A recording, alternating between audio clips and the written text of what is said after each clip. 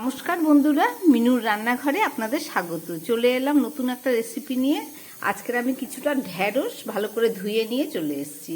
এই ঢ্যাঁড়স দিয়ে একদম কম মশলা দিয়ে একটা ঢ্যাঁড়স ভাপা করে আপনাদের দেখাবো। তার জন্যে এখানে কিছুটা সর্ষে, দু রকমের সর্ষে ভিজিয়ে রেখেছি, আর কয়েকটা কাঁচা লঙ্কা, এইগুলো দিয়ে তারপরে একটা রেসিপি করে দেখাবো। ঢ্যাঁড়সটাকে প্রথমে আমি কেটে নিই। ঢ্যাঁড়স রান্না করার জন্য একটা কড়াই বসিয়ে দিয়েছি, তার মধ্যে দিয়ে দিচ্ছি আমি পরিমাণ মতো তেল।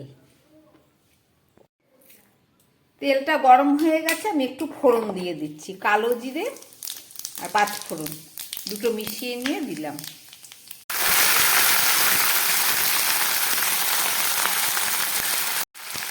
দিয়ে দিচ্ছি পরিমাণ মতো নুন। এবারে দিয়ে দিচ্ছি হলুদ।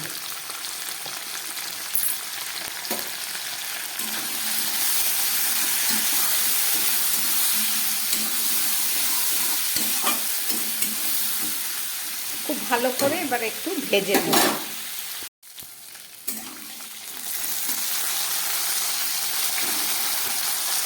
ঢ্যাঁড়সগুলোকে খুব বেশি ভাজবো না। এবার আমি এর মধ্যে একটু এই যে টমেটো পেস্ট করে নিয়েছি, হাফ টমেটো দিয়ে দিলাম।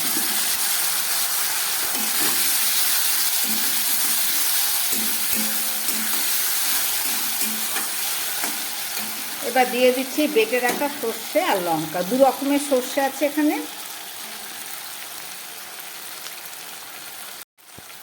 এই সর্ষের মধ্যে একটু কাঁচা তেল দিয়ে দিচ্ছি।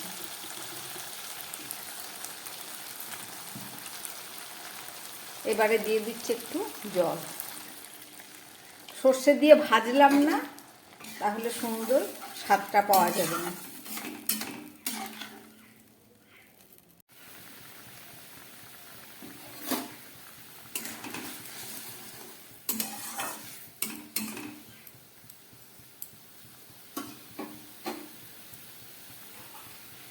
ফুটে উঠেছে ঢ্যাঁড়সটা। এবার গ্যাস কম করে আমি একটা ঢাকা দিয়ে দিচ্ছি।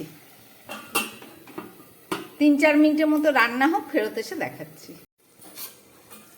4-5 মিনিট পরে ফেরত আসলাম। একদম নাড়াচাড়া দিইনি। দেখুন ঢ্যাঁড়সগুলো সর্ষে পোস্তর সঙ্গে একদম ভাপে সিদ্ধ হয়ে গেছে।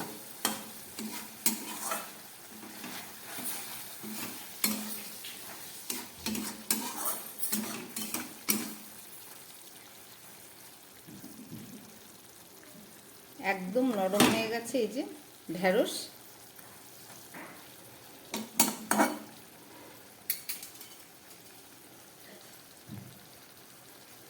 এবার দিয়ে দিচ্ছি একটু কাঁচা লঙ্কা কেটে রাখা। রান্না আমার একদম রেডি।